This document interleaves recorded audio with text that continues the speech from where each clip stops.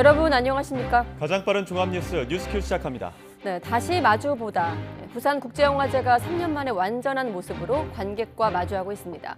고 강수현 배우를 추모하는 행사가 열리기도 했고 또 부산과 오랜 인연을 맺고 있는 홍콩 배우 양조위는 관객들과 소통합니다. 어떤 작품들이 함께하는지 잠시 뒤에 알아보겠습니다. 마약 범주에 대한 사회적 우려가 높은 요즘 마약이 군부대 담을 넘고 있습니다. 현역 군인이 부대 안에서 마약 버터빵을 만들어 먹었는데 어떻게 가능했는지 잠시 뒤 전해드립니다. 네, 국정감사 나흘째 국회부터 가보겠습니다. 법원과 당 윤리위 결정으로 리스크를 털어낸 국민의힘은 심기일전을 해 국민 신뢰를 회복하겠다고 밝혔습니다. 더불어민주당은 대통령실과 감사원의 문자 논란을 대감 게이트, 권권유착이라고 몰아붙이는 등 전방위 공세를 벌이고 있습니다. 국회 연결하겠습니다. 김승환 기자. 네, 국회입니다. 자, 그럼 국민의힘 비대위 입장에선 한시름 놨다고 볼 수 있는 겁니까? 네, 주호영 원내대표는 국정감사 대책회의 모두 발언에서 국민이 당을 신뢰하고 믿을 수 있는 확신을 가질 수 있게 더 잘하겠다고 다짐했습니다. 당 윤리위의 추가 징계로 사실상 다음 총선 출마가 어려워진 이준석 전 대표는 윤리위 발표 뒤 별도 입장을 내지는 않았는데 정진석 비대위원장은 이 전 대표를 향해 이렇게 말했습니다. 이준석 대표도 우리 당의 자산이라고 생각하고 어쨌든 이런 일을 계기로 한번 이 대표도 이준석 전 대표도 한번 좀 되돌아보는 성찰의 계기로 한번 삼았으면 좋겠어요. 친 이준석계인 김용태 전 최고위원은 YTN에 출연해 법원 결정 뒤 이 전 대표와 만났는데 이 전 대표가 당원과 국민을 만나는 행보를 이어갈 것으로 보인다면서 당을 나갈 생각은 없어 보인다고 전했고 유승민 전 의원은 양두구육이 징계 사유라면 막말을 한 윤석열 당원은 왜 징계하지 않느냐면서 강하게 반발했습니다. 네, 더불어민주당은 문자 논란과 정부의 각종 정책을 집중 비판하고 있죠. 네, 박홍근 원내대표는 대통령실 국정기획수석과 감사원 사무총장 문자 논란을 권권유착, 대감 게이트라고 규정하며 다음 주 공수처 고발을 예고했습니다. 그러면서 국기문란이자 헌정유린의 증거가 명백한데도 윤 대통령이 관여할 시간적 여유가 없다 했다고 비판했습니다. 이재명 대표도 대기업 감세, 강릉 현무2 실패 사고 등 현안을 공개회의에서 일일이 거론했는데 특히 독도 근처 한미일 군사훈련 논란과 관련해서 극단적 친일 국방이라며 공세 수위를 높였습니다.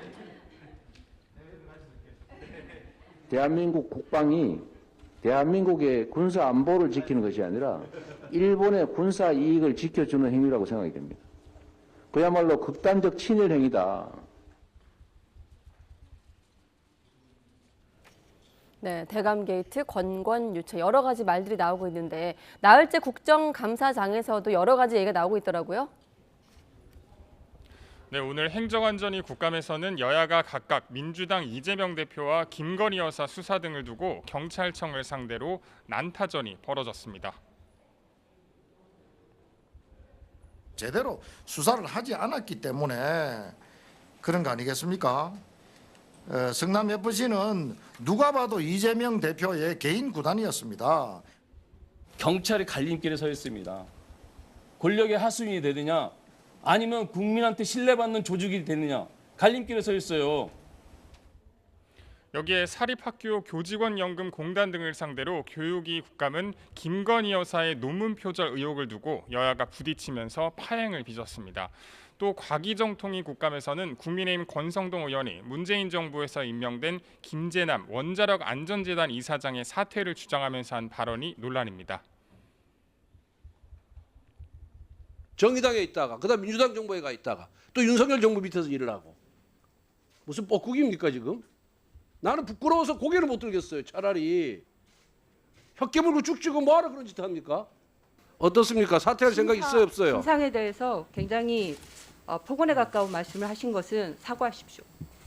뭘 사과해요 사과기는?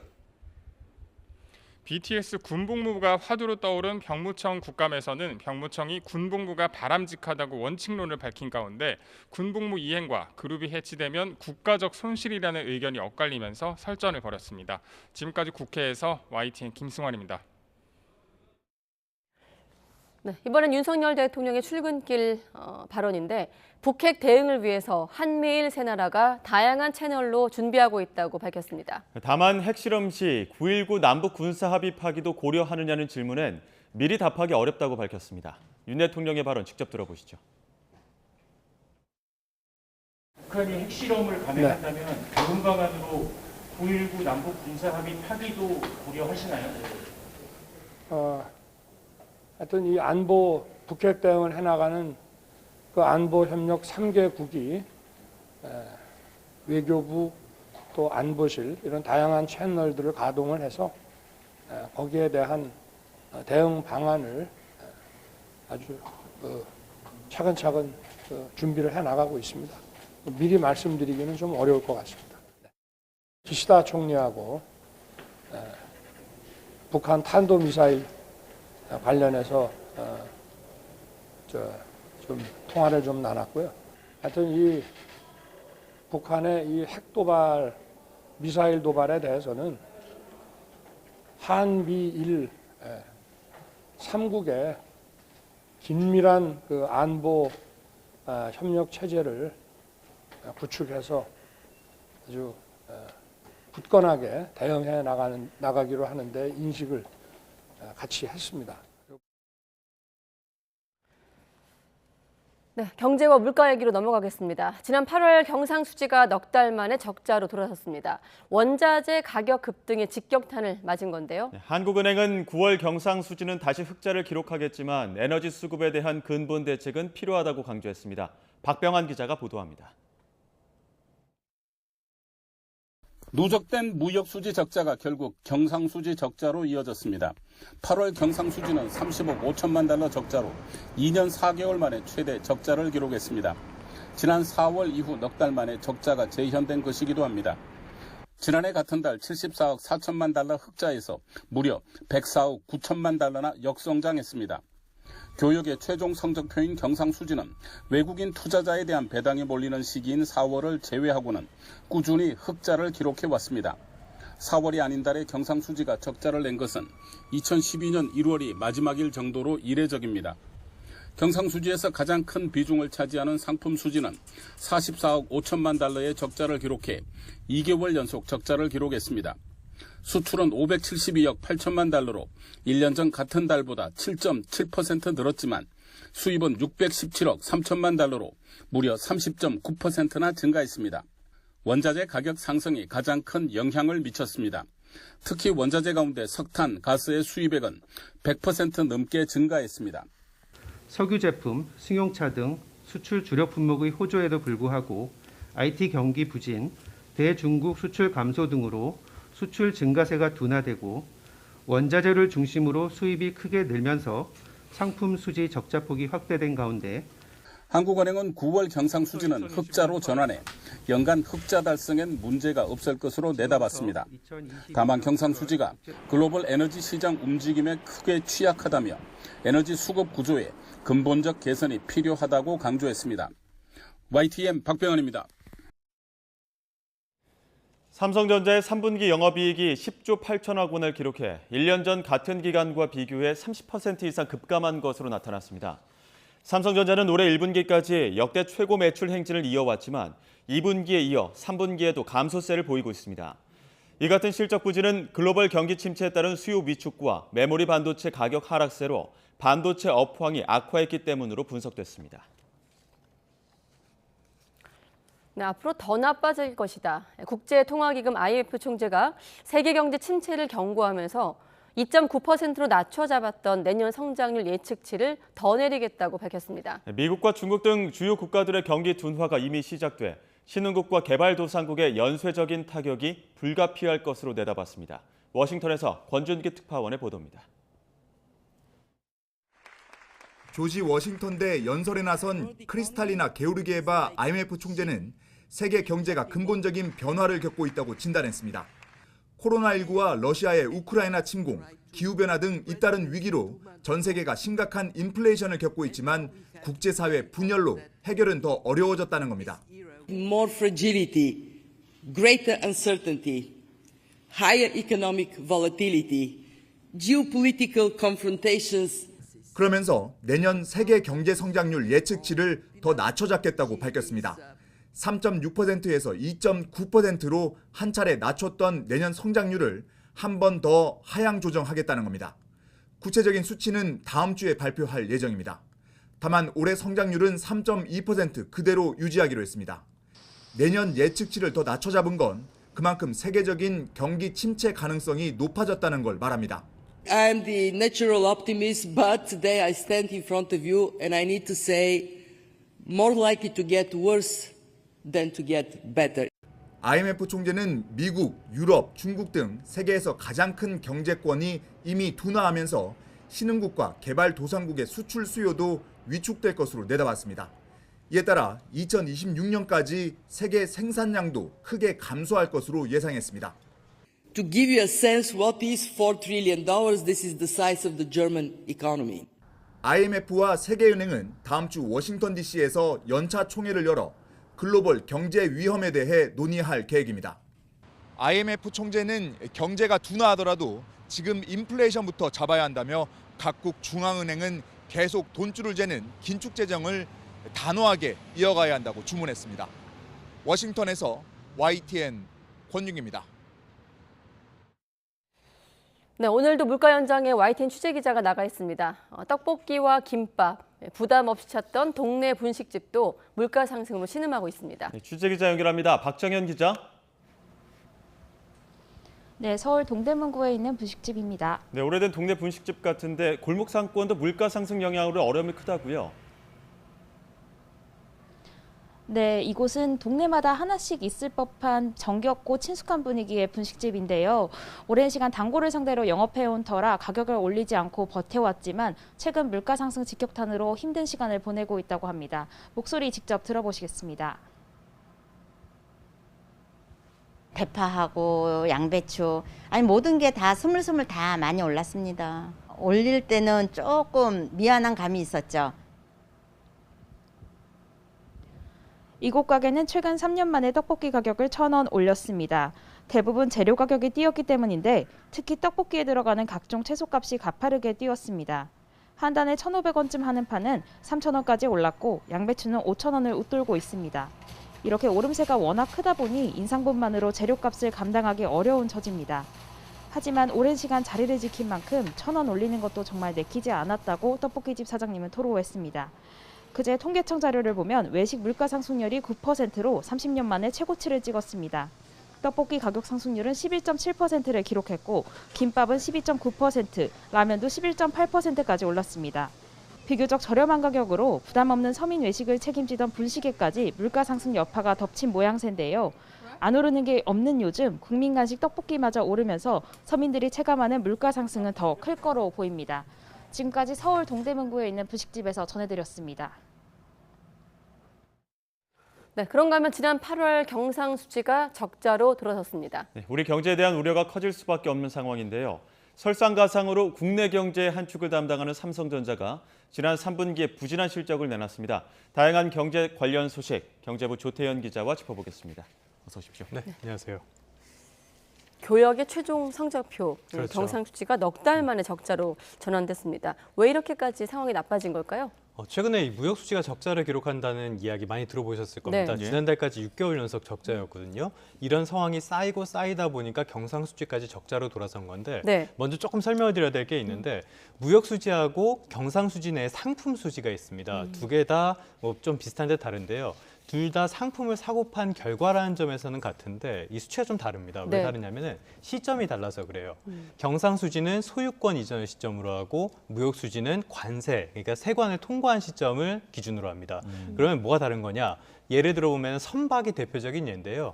선박은 워낙 크고 건조 기간도 오래 걸리고 가격도 비싸다 보니까 가격을 이렇게 나눠서 지불하게 되거든요. 네. 그러면은 대금을 지불했을 때 소유권은 넘어간 거니까 발주사로 경상수지엔 잡히고요.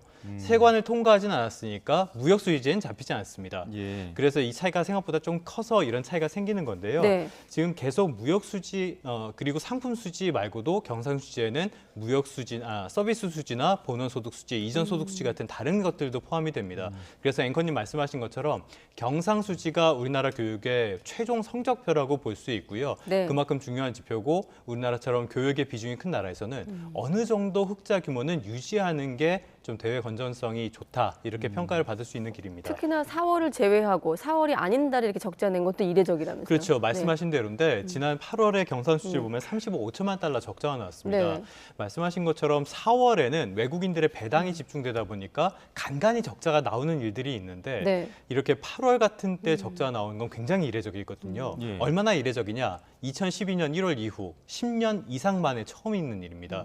그러니까 지금 상황에 굉장히 우려가 커질 수밖에 없는 상황이고요. 네. 가장 큰 영향을 미친 건 역시 상품 수지에서 적자가 커졌다라는 측면이 있는데 수출이 늘긴 늘었습니다. 한 7.7% 늘었거든요. 네. 근데 수입이 30%가 넘게 늘어버렸어요. 그러다 보니까 적자 폭이 커졌고 여기서 서비스 수지 같은 것들도 적자로 돌아서다 보니까 전반적인 그 경상수지가 적자가 됐고요. 역시 우려가 커질 수밖에 없는 상황이라고 말씀드릴 수 있을 것 같습니다. 이게 이례적인 기록들도 나오고 있고 각종 지표에서 경고음이 들리곤 있지만 또 정부와 한국은행은 걱정할 수준은 아니라고 이야기를 하고 있더라고요. 사실 어제 추경호 부총리가 기자실을 찾아갔고 이 내용을 좀 스포일러를 했습니다. 예. 8월에는 경상수지 적자가 아마 나올 텐데 9월에는 네. 괜찮을 거다. 다시 흑자로 돌아설 것이다. 이렇게 설명을 했거든요. 네. 이게 무역수지랑 연관이 있는데요. 8월에 무역수지가 적자폭이 굉장히 컸습니다. 한 100억 달러 정도 적자가 나왔거든요. 근데 이게 9월에는 37억 7천만 달러로 상황이 조금 개선되는 모습을 보였습니다. 그래서 9월에는 아마 흑자로 돌아설 것이다. 이렇게 설명을 하는 것이고요. 네. 그래서 한국은행도 입장이 비슷한데 앞서도 말씀을 드렸습니다만 우리나라가 수입이 많이 늘었다는 건 결국엔 원자재 가격 상승에 직격탄을 맞았다 이렇게 볼 수 있고요. 예. 그거는 우리나라 경제 구조의 어떤 취약점을 고스란히 드러낸 것으로도 볼 수 있습니다. 네. 그래서 한국은행에서는 이런 원자재 가격에 너무 취약한 국제수지 구조를 바꿔야 된다 이런 제안도 내놓기도 했습니다. 그래서 오늘 윤석열 대통령 주재로 비상경제 민생회의가 열렸는데 여기에서 국제수지의 이런 건전성을 강화하기 위한 여러 가지 대책들이 나왔어요. 뭐 상품 수지 개선 대책이라든지 서비스 수지 개선 대책 이런 것들이 나왔는데 아주 내용들이 총망라됐거든요. 그런데 뭐 이렇게 들어보시면 알겠지만 이런 것들이 단기간에 해결될 문제는 아닙니다. 예. 그래서 우리 경제의 취약성을 어느 정도 완화하겠다 이런 시도는 좋게 볼 수 있겠지만 네. 단기적인 효과를 기대하기는 조금 어려워 보입니다. 네. 원자재 수입이라고 하면 결국 석탄, 가스 이런 거가 그렇죠. 포함된 건데 예. 아까 박병환 기자 리포트를 보니까 우리 경상수지가 글로벌 에너지 시장에 움직임에 크게 취약하다는 맞습니다. 얘기가 있더라고요. 그렇다 보니 시장에선 좀 우려가 큰 건 아니겠습니까? 아까 당국은 아무래도 안심을 시키겠습니다만은. 네. 일단은 지금은 올해는 재정수지 적자도 유력한 상황이거든요. 그러면 예. 소위 말하는 쌍둥이 적자, 재정수지, 경상수지 모두 적자가 나오는 이런 네. 쌍둥이 적자가 좀 우려된다 이런 이야기도 나오고 있습니다. 일단은 경상수지가 연간 적자를 기록할 가능성은 지금으로선 커 보이진 않는데 어쨌든 우려는 커질 수밖에 없고요. 이게 왜 우려가 되냐면 경상수지라는 건 결국에는 대외 신인도에 영향을 미치게 됩니다. 우리나라의 무역 건전성이 나빠졌다는 뜻이니까요. 예. 그러면은 우리든 다 개인 신용 등급을 가지고 있잖아요. 예. 나라도 마찬가지입니다. 국가 신용 등급이 하락할 가능성이 있거든요.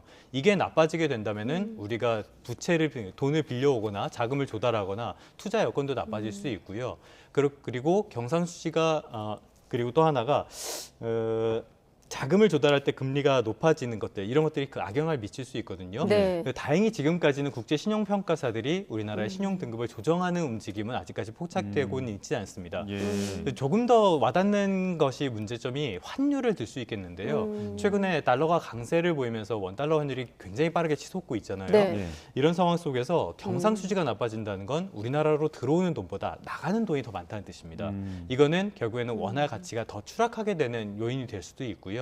예. 실제로 최상목 경제수석이 최근에 경상수지가 나빠지면은 이런 외화 수급에 직접적인 영향을 미치게 된다 이렇게 설명하기도 했습니다. 네. 그럼 환율과 관련해서 지금 정부가 낙관론을 펼치는 배경에는 어찌됐든 외환 보유액이 충분히 있다 네. 이런 배경을 계속해서 설명을 하고 있었는데 최근에는 이 외환 보유액도 급감하고 있는 부분이 좀 이례적이더라고요. 이 외환 보유액은 결국에는 신용의 어떤 안전판 역할을 해줄 수밖에 없게 되는데요. 예. 말씀드린 것처럼 원달러 환율이 빠르게 치솟으면서 이거를 손 놓고 볼 수 있을 수는 없잖아요. 예. 그래서 당국이 좀 개입을 했습니다. 그러다 보니까 외환 보유액이 많이 줄어드는 모습을 보였는데 네. 지난달 말에 외환 보유액이 4,167억 7천만 달러였습니다. 지금 보시면 나오지만 196억 6천만 달러가 줄었거든요. 예. 상당히 많이 줄었습니다. 그럼 얼마 많이 줄었냐?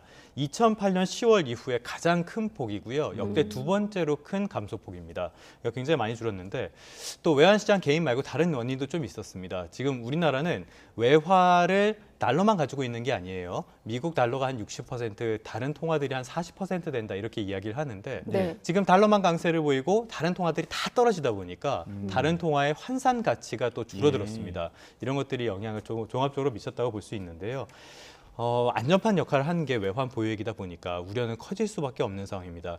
그래도 일단은 그렇게까지 큰 문제가 될 것 같지는 않은데요. 네. 일단 첫 번째로는 우리나라가 그 7월 말 외환 보유액이 전 세계 9위 수준이었는데 네. 이게 8월 말에 오히려 8위로 올랐었습니다. 예. 이런 측면이 하나 있고요.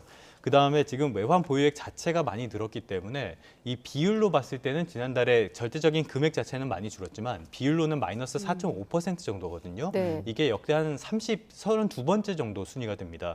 그래서 크게 걱정할 필요가 없다 이런 그 분석들이 그래서 나오는데요. 네. 그런데 이런 측면도 또 있습니다. 이제 외환 보유액의 심리적인 지지선을 4천억 달러로 많이 이야기를 합니다. 네. 이게 무너지면은 심리적인 불안감을 주게 되고 또 이게 경제에 압박이 될 수 있기 때문에 어찌됐든 어느 정도의 선제적인 대응은 필요한 시점이라고 할 수 있겠습니다. 네. 심리적 저지선은 4천억 달러인데 9월 말 외환 보유액은 4,167억 달러. 자, 그리고 경제부 기사 중에 좀 또 많이 본 뉴스가 아마 이 뉴스가 아닐까 싶은데 삼성전자가 지난 3분기에 부진한 실적을 냈다고요?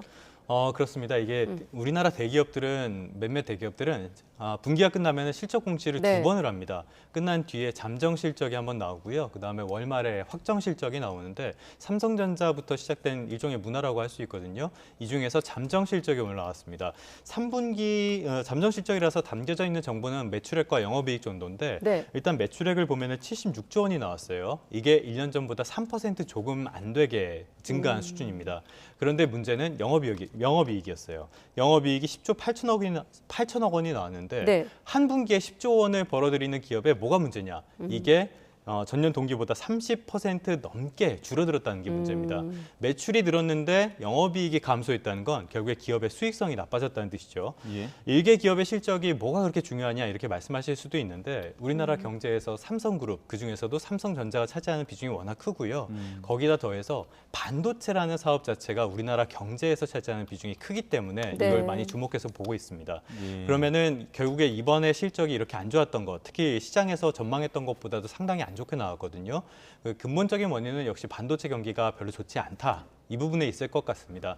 삼성전자의 반도체 강점을 보이는 거, 우리나라 반도체가 강점을 보이는 부분은 메모리 반도체입니다. 네. 흔히 말하는 D램과 낸드 플래시 같은 메모리 반도체거든요.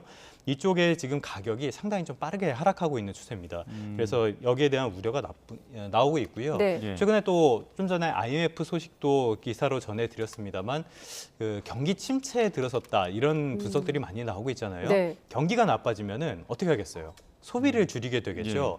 근데 우리가 먹고 쓰는 것들, 뭐 대중교통을 탄다든지 의료비 같은 것들 이런 거는 줄일 수가 없습니다. 이런 건 필수제라고 하거든요. 그런데 경기가 안 좋은데 TV나 휴대폰 굳이 바꾸겠어요? 그러면은 제품 수요가 안 좋아진다는 뜻입니다. 이게 예. 부품에도 영향을 미치고요. 삼성전자의 사업 구조를 보면은 세트라고 하는 완제품 사업이 있고요. 그다음에 반도체 같은 부품 사업이 있습니다. 이렇게 크게 두 가지로 돼 있는데 세트에 대한 수요가 안 좋아지면 당연히 부품에 대한 수요도 나빠지게 되겠죠. 그러다 보니까 전체적인 실적이 나빠질 수밖에 없습니다. 예. 이게 무슨 뜻이냐? 3분기보다 4분기가 더 나빠질 수도 있다는 뜻입니다.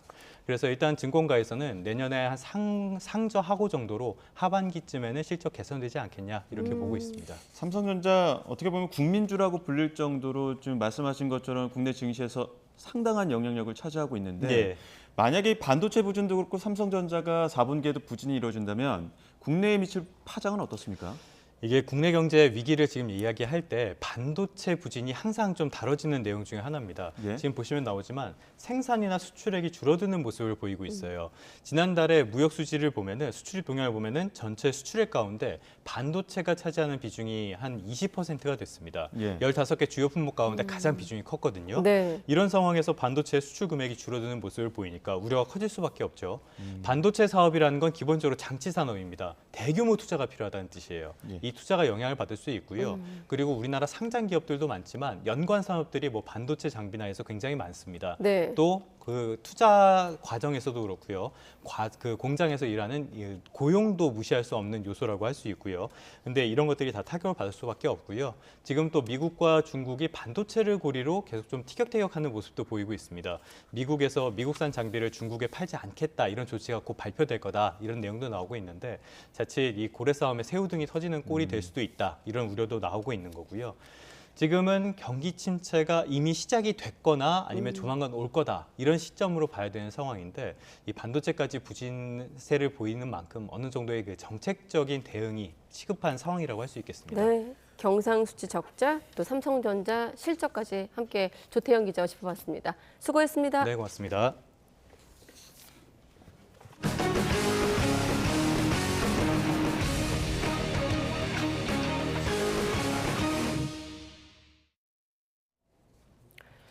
정부가 다음 달 대학 수학능력 시험을 앞두고 학교 방역을 더욱 강화합니다. 네, 코로나19 신규 확진자는 2주 뒤면 10,000명대 초반으로 떨어질 것이라는 전망이 나왔습니다. 취재부서 연결합니다. 김연아 기자. 네, 사회 2부입니다. 네, 오늘로 수능이 41일 남았는데 방역이 어떻게 강화된다는 겁니까? 네, 우선 11월 17일 예정된 올해 수능 시험에서도 증상자를 위한 별도 고사실을 운영할 예정입니다. 그리고 수능 전까지 중간고사도 한 번 더 있는데요. 이때도 유증상자는 분리 고사실에서 시험을 보게 됩니다.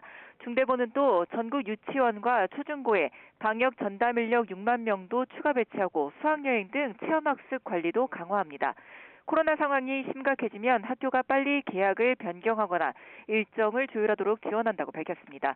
교내 방역 강화와 더불어 감염 취약시설인 요양병원 환기 시설 기준 가이드라인도 마련하는데 이를 위해 시도 공립 요양병원과 시설에 환기와 음압 설비 설치 예산도 지원될 예정입니다. 네, 신규 확진자는 2주 뒤면 10,000명대까지 떨어질 거란 전망도 나왔다면서요.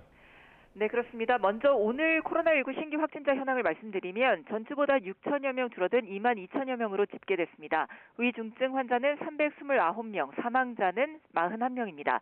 코로나19 신규 환자 수가 계속 줄면서 2주 뒤엔 지금의 절반 수준인 10,000명대 초반까지 떨어질 거란 전망이 나왔는데요. 코로나19 수리 모델링 태스크포스의 울산과학기술원 이창형 교수 연구팀은 감염 재생산 지수가 현재 수준을 유지할 경우 신규 환자는 12일 15,000명대로 줄고 19일에는 11,000명대까지 감소할 거로 봤습니다. 심은하 숭실대 교수 연구팀과 부산대 정의료 수학과학 교수팀도 비슷한 예상치를 내놨는데 가장 긍정적인 전망치는 2주 뒤 4,000명 이하로 줄 거란 발표였고 가장 부정적인 건 2주 뒤에도 지금처럼 2만 명 초반을 유지할 거란 전망이었습니다. 방역당국은 그러나 올겨울 재유행은 불가피할 것으로 보고 다음 주 11일부터 오미크론 변이에 맞춰진 개량 백신 접종을 본격적으로 시작한다고 밝혔습니다. 지금까지 사회 2부에서 YTN 김연아입니다. 네, 한국소비자원은 우리 생활과 밀접한 생활용품들의 안전성을 검사해서 문제 있는 제품 이름을 공개해 왔습니다. 네, 일부 제품들은 유해물질이 검출돼도 구체적으로 어떤 제품인지 밝히지 못한다고 합니다. 이유가 무엇인지 김태원 기자가 알아봤습니다. 인센스 스틱이라고도 불리는 향은 최근 실내 방향제로 젊은 층 사이에 인기입니다. 한국소비자원은 5년 전 인센스 스틱 제품을 태울 때 나오는 유해 물질을 검사했습니다. 모두 10개 제품을 검사했는데 절반인 5개에서 실내공기질관리법 규정을 초과한 벤젠이 검출됐습니다.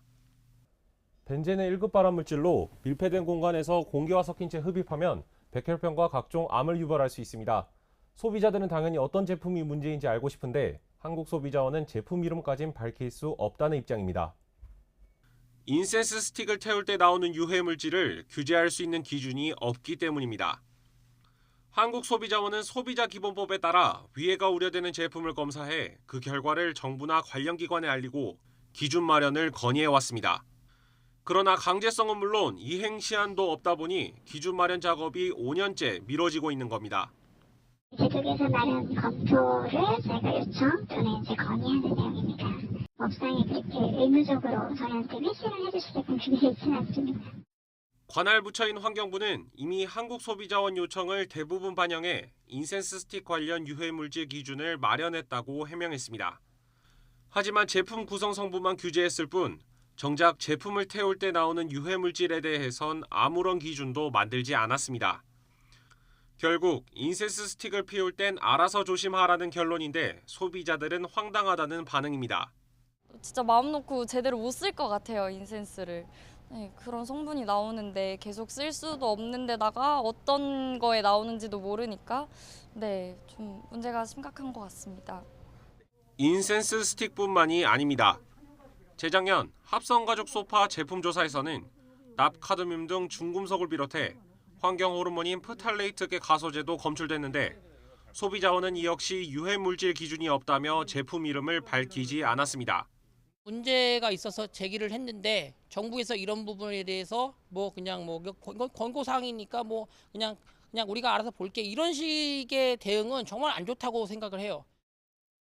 국가기술표준원은 기준 신설을 검토하는데 전문가 자문 등 준비 과정이 필요하고 업계 입장도 고려하기 때문에 시간이 걸릴 수 있다는 겁니다. 그러나 지난 2016년부터 2019년까지 소비자원이 기관들의 제도 개선을 요청한 138건 가운데 3년 이상 방치된 것만 39건으로 전체의 28%에 이릅니다. 무방비 상태로 노출되어 있는 국민들이 가장 큰 소비자들이 가장 큰 어떤 피해를 입지 않을까 싶습니다. 개선되기 전까지라도 좀 이제 정보를 좀 국민들한테 소비자들한테 알려줄 수 있는 방법들이 필요하지 않을까 좀 생각합니다. 소비자원의 안전 권고가 제도 개선으로 이어지려면 이행 시한을 정하거나 연구 용역 등 검토 진행 상황을 투명하게 공개해야 한다는 지적도 나옵니다. YTN 김태원입니다. 이른바 보복 소비 경향 등의 영향으로 명품 가방이나 의류를 온라인으로 판매하는 플랫폼 업체가 급성장하고 있습니다. 여러 사업자가 판매하는 상품을 플랫폼 차원에서 보증한다는 걸 내세워 큰 인기를 끌고 있는데요. 정작 환불을 거부하는 등 소비자 불만도 급증하고 있습니다. 강민경 기자가 보도합니다. 이달 초 A씨는 명품 플랫폼에서 수백만 원짜리 가방을 주문했습니다. 자체 감정 서비스를 갖췄고 배송 전에 검수까지 한다는 홍보를 믿고 사기로 결정했습니다. 그런데 정작 도착한 상품 상태는 엉망이었습니다. 처음에 가방이 도착했을 때 누가 찢어서 열어본 것처럼 박스 전체가 훼손이 돼 있었고 가방 안에 내부도 많이 찌그러져서 도착한 상태였습니다. 진짜 문제는 다음부터였습니다. A씨는 상품 교환을 요구했지만 플랫폼 업체는 거부했습니다. 교환을 요청을 했지만 이제 내부적인 규정에 따라서 교환이 어렵다고 했고 근데 저는 그 내부적인 규정을 어디서도 찾아볼 수가 없었습니다. A씨는 결국 판매자와 직접 접촉한 뒤에야 가방을 교환할 수 있었습니다. 코로나 위기로 해외여행이 어렵고 보복 소비 심리까지 더해지면서 온라인 명품 플랫폼 시장 규모는 급격히 커졌습니다. 반대로 정작 가격에 걸맞는 서비스는 제대로 갖추지 않아서 소비자들의 불만은 갈수록 커지고 있습니다. 실제로 최근 5년 동안 명품 플랫폼 주요 3사에 제기된 소비자 상담은 2,290여 건에 달합니다.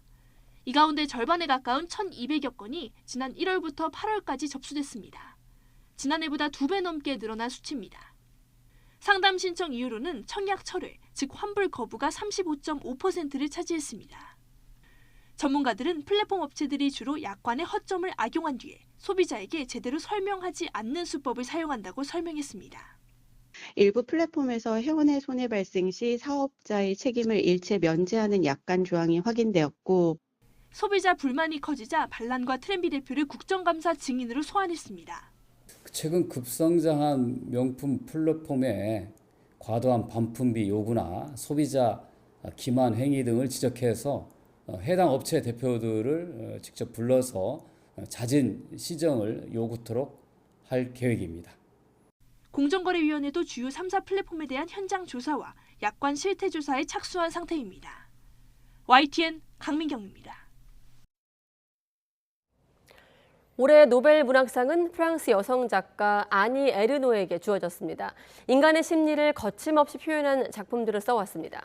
프랑스에서는 그동안 16명이나 노벨 문학상을 받았지만 여성 수상자는 처음입니다.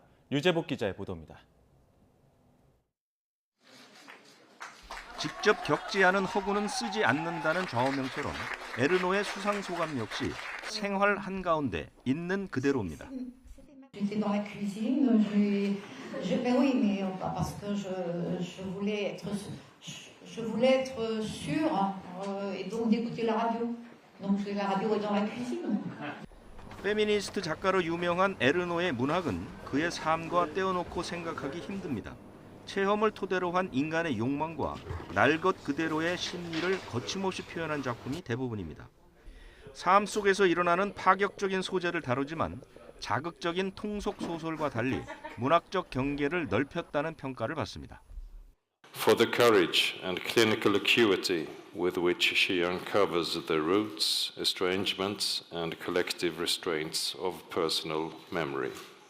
지난 2000년 내놓은 작품 사건은 자신의 낙태 경험을 토대로 했고 소녀의 기억에서는 18살 때 여름 학교에서의 첫 경험을 다루기도 했습니다. 대표작 단순한 열정은 불륜이라는 파격적 소재와 실제 경험한 듯한 내용으로 프랑스 사회에 큰 파문을 일으켰습니다. Et elle a aussi parlé de l'expérience de son avortement et je trouve que c'est quelque chose qui est très compliqué à comprendre si on l'a pas vraiment vécu et la manière dont elle en parle, c'est très réaliste. 여성과 억압받는 사람을 위해 특히 피임과 낙태권 투쟁에 남은 삶을 바치겠다는 아니 에르노. 노벨 문학상 시상식은 코로나19 대유행 이후 처음으로 오는 12월 10일 스웨덴에서 열립니다. YTN 유재복입니다. 열흘간의 축제 부산국제영화제가 열리고 있습니다. 이번 영화제에서 올해의 아시아 영화인상을 받은 양조위 배우가 본인이 선택한 출연작들과 함께 관객들을 만납니다. 양조위는 K 콘텐츠의 성공이 기쁘다며 기회가 된다면 송강호, 전도연 배우와 함께 작품을 해보고 싶다고 말했습니다. 홍상희 기자의 보도입니다. 3년 만에 정상 개최된 부산국제영화제에서 올해 아시아 영화인상을 수상한 홍콩의 양조위 배우. 레드카펫에 등장하자 관객들은 환호와 박수로 아시아 대표 배우를 환영했습니다.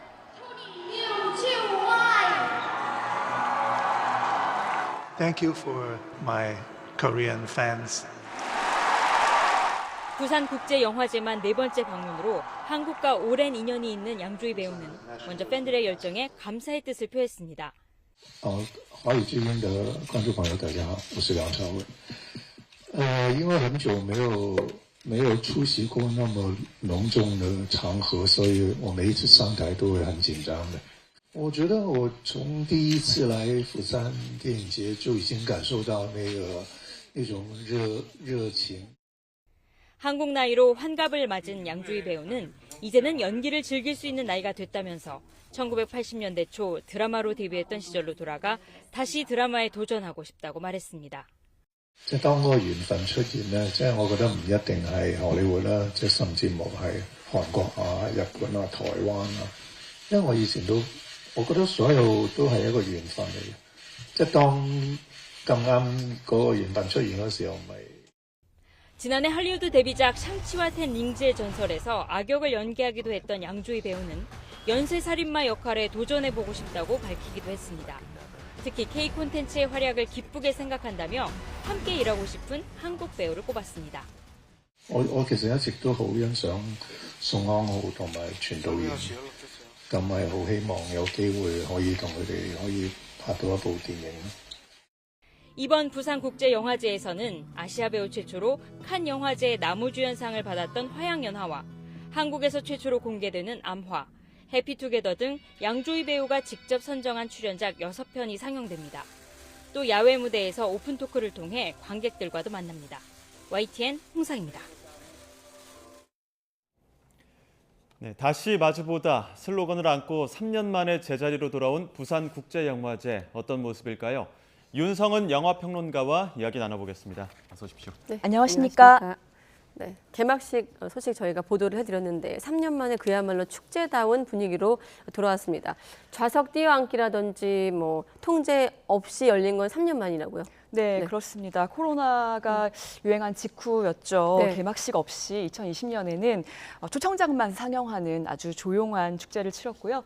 지난해에는 또 개막식 좌석을 이제 50% 정도만 열어서 차분하게 축제가 진행되었다면 올해는 이제 거리두기에 구애 없이 그 야외 마스크 착용도 의무적으로는 이제 폐지가 됐고 그런 상태에서 이제 마스크 없는 레드카펫 행사가 열렸기 때문에 정말 많은 분들이 모여서 이 축제를 축하하고 또 열광적인 반응을 보였습니다. 네. 지난 5일에 개막을 했는데요. 열흘간 71개국에서 공식 상영작 242편의 영화가 상영됩니다. 말씀하신 것처럼 이제 모두가 이제 대면 행사로 정상적으로 개최가 되겠습니다. 예전에 했던 방식 그대로 다시 돌아온다는 말씀이시고 아까 화면 보니까 정말 객석이 가득 메워져 있더라고요. 네. 또 오늘부터 연휴도 시작이 돼서 부산으로 더 많은 분들이 몰리지 않을까 싶기도 한데 열차표도 없다고 하더라고요. 네. 실제로 참석은 해보셨습니까? 네, 저도 다녀왔는데요. 네, 저도 이제 금요일 날 오후 그 비행기표와 기차표를 알아보니까 기차표는 뭐 매진이 정말 이른 오후부터 시작됐고 그리고 이제 비행기표도 참 구하기가 어려운 그런 상황이었습니다. 그만큼 이제 부산국제영화제에 참석하고자 하는 그런 많은 영화 팬들이 있다는 이야기로 받아들일 수 있을 것 같은데요. 이제 어제 같은 경우에는 이제 그 영화 상영 후에 많은 행사들이 열리고 또 파티들도 열렸는데 정말 오랜만에 영화 그 인들이 함께 모여서 이렇게 또 이야기 나누고 담소 나눌 수 있는 그런 장이 열렸다는 것만으로도 참 기쁜 일이 아닐 수 없겠습니다. 대면 행사가 정상화되면서 지금 화면에 비치는 배우들의 모습을 직접 볼 수 있는 기회도 마련될 텐데 직접 가보시니까 이 오랜만에 열린 부산영화제 참석한 배우들은 어떤 말을 좀 입을 모아서 하던가요? 궁금해요. 네, 그렇죠. 이제 코로나 때문에 참 많은 힘겨운 시간들을 보냈는데 이제 영화 팬들을 좀 많이 격려하고 또 스스로도 영화인들끼리 어떤 그 단합 같은 것들을 하려고 하는 그런 움직임들도 보였고요. 참 그들이 이제 같이 아주 오랜만에 만나서 이야기 나누는 모습만 봐도 정말 이제 앞으로 영화계가 참 좋아질 수 있을 거라는 그런 긍정적인 생각이 들었습니다. 최근엔 좀 회복을 많이 했지만 극장가도 힘들었고 또 개봉도 미뤄지고 사실 문화계도 많이 힘들었잖아요. 그래서 한번 질문 드려봤습니다. 예. 또 부산국제영화제 하면은 강수현 씨 떠올리시는 분들도 많은데 이번에 또 부산국제영화제 개막식은 고 강수현 씨를 추모하는 영상으로 또 시작이 됐다고요? 네, 그렇습니다. 이제 레드카펫 행사가 끝나고 그 강수현 씨에 대한 그 추모 영상이 상영이 됐는데요. 그 뭐 아카데미 시상식 이런 데 보시면은 그 지난 1년간 그 영화인들, 타계한 영화인들을 추모하는 영상을 상영하는 것을 보셨을 것입니다. 근데 올해 같은 경우에 부산국제영화제에서 고 강수현 배우와 또 방준석 음악감독님, 또 이제 프랑스의 장릭 고다르 감독 등 국내외에 정말 많은 영향을 끼친 그런 영화인들을 추모하는 영상을 상영했는데요. 특히 이제 강수현 씨 같은 경우는 부산국제영화제에 대한 애정이 남달랐던 영화인이고 참 그 많은 나이에 돌아가시진 않았지만은 연기 경력이 워낙 길기 때문에 정말 많은 영화인들에게 선배 영화인으로서 영향력을 끼쳤고 또 공동집행위원장까지 역임을 하면서 부산국제영화제 정상화에 힘썼던 그런 분이기 때문에 또 이 개막식에서 올해 정상화된 그 개막식에서 이런 추모 영상을 상영하고 함께 추모하는 자리를 가졌다는 것은 참 의미가 남다른 것 같습니다. 기사를 보니까 영화인들끼리 모여서 강수현 나무를 심기도 하고 이렇게 추모 열기가 이어졌더라고요. 네, 그 개막에 앞서서 이제 영화의 숲을 조명을 하면서 영화인들이 모여서 이제 강수현 나무를 심기도 하고 아마 이런 추모의 행사들은 또 계속 될 것으로 보입니다. 네, 올해는 좀 특별한 스타들이 부산국제영화제를 찾아 주목을 받고 있는데 그 중에서도 좀 관심을 모으고 있는 배우가 어제부터 좀 보도가 나가고 있는 배우죠. 홍콩 배우 양조위 씨가 아닌가 싶은데 18년 만에 부산국제영화제 온 거라고요? 네, 그렇습니다. 참 오랜만인데요. 2004년에 영화 2046이 개막작으로 상영됐을 때 그때 찾아온 이후에 18년 만입니다. 그래서 그 양조위 씨의 많은 그 팬들이 부산에서 다시 볼 수 있을까 했는데 이렇게 보게 돼서 너무나 반갑다라는 그런 이야기들을 했습니다. 예, 양조위 씨가 직접 선정한 대표작들도 몇 가지 또 상영이 된다고 하는데 어떤 것들이 있습니까? 네, 너무 많은 작품들이 유명한 작품들이 많기 때문에 아마 궁금하실 텐데요. 네, 그렇습니다. 화양연화라는 그 제목 자체는 또 한국에서 드라마로도 만들어졌을 정도로 참 유명한데 화양영화가 있고요. 또 해피투게더, 또 2046, 암화, 무간도, 동성서치 이런 작품들이 있는데 한국 관객들에게 잘 알려지지 않았고 또 공식 개봉하지 않았던 아마라는 영화도 이번 그 영화제에서 특별히 상영이 됩니다. 네, 벌써 환갑이 되셨던데 이 또 영화 배우 양조위를 아느냐 모르느냐를 갖고 또 세대를 구분할 수도 있을 것 같은데 사실 워낙 유명하지만 또 젊은 세대에게 낯설 수 있거든요. 어떤 배우인지 잠깐 또 소개해 주시죠. 네, 그 부산국제영화제 또 프로그래머가 잘 소개를 했었지만 네. 뭐 40년의 그 연기 경력을 갖고 있는 그런 배우로서 정말 홍콩 영화계뿐만 아니라 전 세계 영화계에서 참 한 획을 그었다고 할 수 있는 그런 작품들에도 출연을 해왔고요. 네. 뭐 그 지금 그 환갑을 맞았다라는 것이 좀 믿어지지 않을 정도로 네, 아직도 뭐 젊은 모습 그대로인 것 같은데요. 그 얼굴을 보면은 그 눈빛에서 나오는 어떤 선량함, 그러나 또 강렬함, 어떤 그 독보적인 아우라를 가진 그런 배우로서 활약을 해왔고, 네. 조금 의외라고 느끼셨던 분들도 있을 텐데 그 샹치와 텐 링즈의 전설이라는 그 마블 영화의 그 할리우드 첫 데뷔 그 진출작이었습니다. 아주 오랜 경력을 가지고 있지만 네. 처음으로 그 할리우드에 최근에 또 진출하게 됐습니다. 네. 미국에만 머물지 않겠다. 앞서 뭐 인터뷰 내용으로도 봤지만 작품과 인연이 닿는다면 어디든 가겠다 또 이렇게 얘기를 해서 네. 혹시 뭐 송강호 배우나 전도연 배우와 함께하는 모습 볼 수 있을까 싶기도 한데 가능성 어떻게 보십니까? 전 충분히 있다고 보는데요. 물론 예. 그것은 이제 제작자들이 또 어떻게 기획을 하느냐에 따라 달라지겠지만 이미 네. 뭐 그 마블 영화를 통해서 다국적의 그 배우들과 호흡을 맞춘 바가 있었고 또 전도연 배우, 뭐 송강호 배우, 뭐 또 세계적인 배우들 아니겠습니까? 예. 뭐 세 분이 같이 또 한 영화에 만약에 출연한다면은 정말 그 기획만으로도 큰 화제가 될 것 같은데요. 네. 요즘에 뭐 모든 컨텐츠들이 OTT가 또 시장이 넓어지면서 상당히 많은 그 다양한 국적의 배우들이 한 작품에 출연하는 경향이 많아지고 있어서 네. 충분히 가능한 일이라고 생각됩니다. 그렇군요.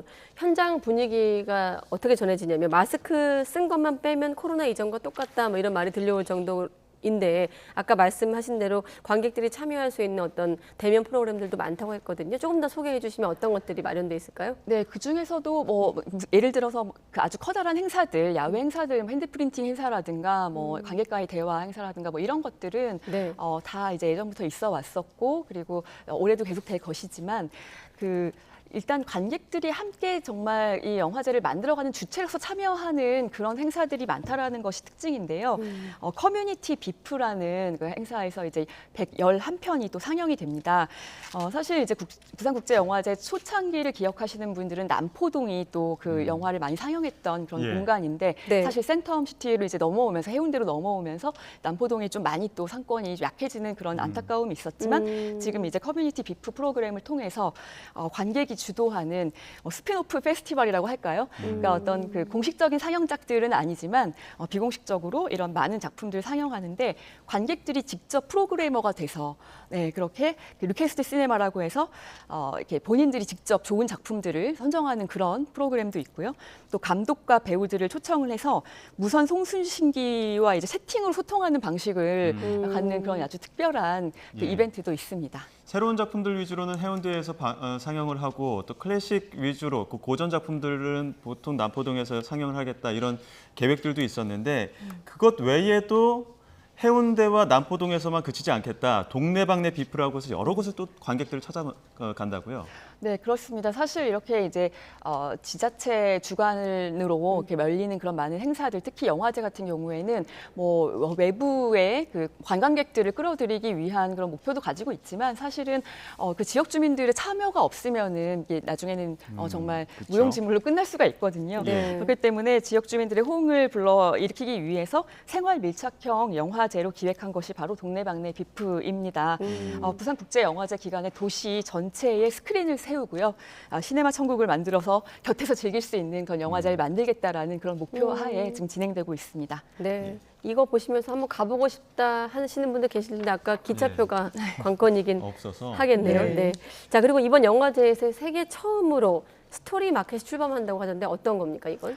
요즘 뭐 OTT 프로그램들도 그렇고 영화도 그렇고 그 원작이 없는 작품을 오히려 찾기가 어려울 정도로 네, 오리지널 뭐 시나리오나 그 드라마 각본을 찾기가 어려울 정도로 많은 작품들이 이제 웹툰이나 웹소설 이런 것들을 이제 기반으로 만들어지는데요. 그런 이제 그 어떤 스토리의 원천을 사고 파는 마켓을 열어준 거죠. 네, 그래서 이미 이제 먼저 공모를 통해서 많은 작품들을 선정을 했고요. 여기에는 이제 뭐 영화 제작사나 투자사뿐만이 아니라 출판사들이 다 대거 참여를 할 수 있다는 것이 특징입니다. 예. 보통 영화제 하면 개막작과 폐막작이 가장 큰 관심을 네. 또 모으지 않습니까? 네. 이번 개막작과 폐막작을 좀 소개를 해주신다면요. 네, 개막작은 이란 감독인데요. 하디 모하게흐 감독이라고 해서 예전에 아야제 통곡이라는 작품으로 부산에서 부산국제영화제에서 뉴커런츠 상을 수상했던 이런 경력을 갖고 있습니다. 그래서 이번에 그 바람의 향기라는 작품으로 다시 개막작을 들고 이번에는 부산을 찾았고요. 네. 그리고 폐막작으로는 한 남자라는 작품인데요. 일본 영화입니다. 이시카와 K 감독의 작품인데 이시카와 K 감독은 전에도 이제 꿀벌과 천둥이라는 그 일본에서 베스트셀러였던 작품을 영화화한 적이 있는데 이번에도 요미우리 문학상을 받은 히라노 게이치로의 동명 소설을 원작으로 한 남자라는 작품을 폐막작으로 선보이게 됐습니다. 네. 예. 자, 그리고 역대 영화 흥행 순위 1위가 이 영화더라고요. 아바타. 네, 아바타 2가 돌아오는데 이번 영화제에서 최초로 푸티지 영상이라는 게 공개됐더라고요. 네. 우리나라 최초로. 예. 네, 이제 편집을 해서 한 애초에 한 15분 정도 예상인데 한 15분에서 18분 정도의 영상이 이제 상영이 됐는데요. 네. 제임스 카메론 감독과 또 영상으로 연결을 하기도 하고 했는데 그렇습니다. 지금 아바타 2가 정말 많은 관객분들이 기다리고 계실 텐데 12월 16일로 지금 개막일을 개봉일을 네, 확정을 지었기 때문에 네. 그 이전에 이제 아바타 리마스터링도 지금 상영 중이고요. 네. 이런 식으로 사실 이제 하도 오랜만에 만들어지고 상영하는 그 후속작이다 보니까 전편을 먼저 보고 그리고 이제 후편을 봤으면 하는 그런 바람들이 좀 있는 것 같습니다. 네. 예. 부산국제영화제 첫 시장을 작지만 권위 있는 영화제를 표방하기도 했는데 비프에 참석한 외신 기자는 한국에 이렇게 국내외 기자들이 가장 많이 모이는 건 올림픽 월드컵 그리고 부산 영화제가 마지막이다 이렇게 얘기를 했는데 그 정도로 지금 어떻게 보면 세계적인 영화제로 자리 잡아가고 있습니다. 앞으로 어떤 과제들이 좀 필요하다고 보십니까? 또 지금 최근 몇 년간 워낙 K 콘텐츠, 드라마, 또 영화가 워낙 주목받다 보니까 올해는 좀 더 떠들썩한 그런 영화제가 된 것 같은데요. 좋은 네. 의미에서. 네, 그런데 아무래도 좀 아픔이 있었던 만큼 좀 정치적인 이슈에 휘둘리지 않고 자생 능력을 가진 그런 행사로 더 나아가기를 바라는 마음입니다. 네, 오늘 윤 평론가님 나오셨으니까 영화 얘기 몇 가지만 더 하겠습니다. 먼저 영화 인생은 아름다워. 이게 국내 최초의 뮤지컬? 주크박스 뮤지컬 영화라면서요? 사실 최초라고 말씀드리긴 좀 어려운데요. 이게 독립영화라든가 이런 데서 조금 만들어지기도 했었고, 그리고 네. 이제 한국 영화사도 워낙 길기 때문에 그 사이에 이제 만들어진 작품들이 있었지만 이렇게 아주 대중적이고 상업적인 작품들은 아니었고 대체적으로는 조금은 이제 실험적이었다고 해야 될까요? 마니악한 그런 작품들이 좀 있긴 했었죠. 그렇지만 이제 최초라고 표현을 할 만큼 네, 상업적으로 만들어진 거는 처음이라고 봐도 무방할 것 같습니다. 이 작품에 이제 1970년대부터 2010년대까지 참 크게 히트했던 그 대중 음악들이 많이 삽입이 되어 있는데요. 네. 그러다 보니까 맨 처음에 등장하는 그 곡이 그 조조할인이라는 그 곡인데 이 이문세 씨 곡을 노래. 네, 학창 시절에 이제 즐겼던 그런 관객층, 좀 그런 연령대의 관객층이 이제 아마 이 작품의 좀 주요 관객층이 아닐까라는 생각이 듭니다. 한국에서 새로운 시도의 작품이기 때문에 조금은 어색한 보다가 조금 이렇게 갑자기 춤추면서 노래를 흘러가는 그런 부분들의 이음새라든가 이런 것들이 어색하게 느껴지실 수도 있지만 네. 최초의 시대라는 부분에 있어서는 볼만한 가치가 있는 작품이 아닐까 생각합니다. 또 최국희 감독하면은 국가 부도의 날이라 해서 조금 더 묵직한 메시지를 던지는 이런 영화 작품들이 있었는데 이번처럼 작품성이나 흥행성 모두 인정받았던 감독이 어떻게 보면 뮤지컬 장르를 처음 시도한다는 것 자체로도 좀 볼만한 이야기가 있을 것 같습니다. 네, 감독들마다 하고자 하는 이야기들이 다를 테고, 또 이제 하고 싶은 또 그 장르도 다를 텐데요. 이제 최국희 감독 같은 경우에는 지금 또 이제 뮤지컬 장르를 새롭게 선보이게 됐는데, 네. 이 작품은 사실 제가 봤을 때는 그 어떤 음악적인 부분이라든가 이런데 초점이 있다기보다는 그냥 드라마에 좀 더 그 초점을 두고 방점을 찍은 작품이라고 보시면 될 것 같습니다. 네. 그러니까 라라랜드 같은 영화를 생각하신다면은 사실 너무 그 음악이 아는 음악이라서 좋지만 좀 이렇게 두 분이 또 가수가 아니기 때문에 네. 그런 부분에서는 조금 미흡하다고 느끼실 수는 있는데 하지만 드라마가 굉장히 따뜻하고 감동이 있기 때문에 네, 그런 부분에서 지금 호평을 받고 있습니다. 네, 노래도 해야 되고 안무도 해야 되고 예. 연기도 해야 되는 배우들 얘기도 한번 들어보겠습니다. 주인공 염정아, 또 류승룡 배우가 직접 소회를 밝혔거든요. 한번 들어보시죠. 일상을 사는 것이 재미없고 무료하다라고 생각할 수 있잖아요. 그러니까 일상 자체가 큰 선물로 다가오는 영화이기 때문에 그냥 저희들 모두가 이렇게 보셔도 지금 생각지 않은 그런 큰 선물을 이 영화에서 받을 수 있을 것 같습니다. 웃음 포인트도 많이 있고 또 눈물을 자극하는 것들도 있지만 그냥 그 눈물이 막 엉엉 슬픈 눈물보다는 좀 아름다운 눈물 같은 느낌이 있어요. 아름다움을 좀 선사해드릴 수 있는 영화라고 생각을 해요. 아름다운 눈물 같은 느낌은 어떤 건지 궁금하기도 하고 다른 네. 인터뷰 보니까 또 염정아 씨가 이 뮤지컬 영화를 되게 하고 싶었다 이런 소감을 밝히기도 했더라고요. 두 분의 이 두 배우의 호흡도 좀 궁금하긴 합니다. 네, 아까 제가 이제 음악적인 부분에서 좀 아쉽다라는 그런 말씀을 드렸는데요. 네. 그렇지만 두 배우를 캐스팅한 이유가 분명히 있을 텐데 그건 바로 이제 연기고 두 분의 어떤 케미라고 이제 말씀을 드릴 수가 있을 것 같습니다. 그만큼 이제 부부로서의 호흡이 참 잘 맞았고 그렇기 때문에 이 작품이 사실 지금 그렇게 박스오피스가 지금 많이 열리진 않아서 한 40만 명 정도의 관객이 봤는데요. 조금 더 입소문을 타고 지금 점점 더 조금 관객 수가 늘어가는 그런 이제 상황인데 그 어떤 평가들을 보면은 이제 그냥 뭐 뮤지컬 영화라고 해서 즐겁게 즐기려고 갔더니 나중에 눈물바다가 됐다. 이게 뭐 이렇게 손수건이 필요한 그런 작품이다. 이제 이런 평가가 있습니다. 좀 뭐 어떤 부분들은 좀 그걸 뭐 신파로 받아들일 수도 있겠지만 그래도 이제 따뜻한 감동이 남는 그런 작품입니다.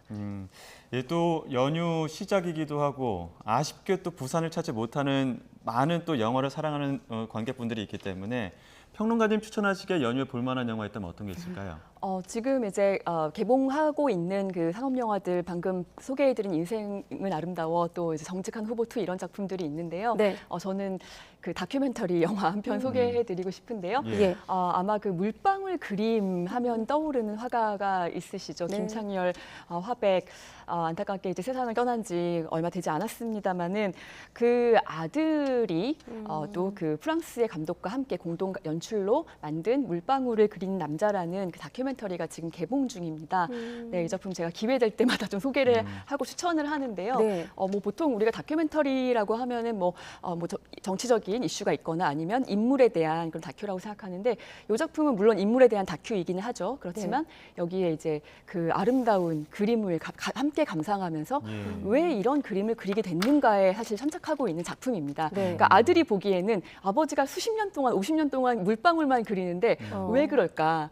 여기서부터 이제 어떤 질문이 시작된 거죠. 그리고 아버지도 이제 나이가 들어가시니까 돌아가시기 전에 아버지에 대한 영상을 찍어놓는 것이 좋겠다라는 어떤 생각도 했다고 합니다. 네. 그러니까 이제 한국 추상미술의 거장 고 김창현 화백은 50년 동안 물방울만 그렸는데 그의 아들이 다큐멘터리 감독이 와서 이 영화를 만든 거군요. 네, 그러니까 그 다양한 뭐 미디어 아트를 해왔던 그런 이제 이력을 갖고 있는데요.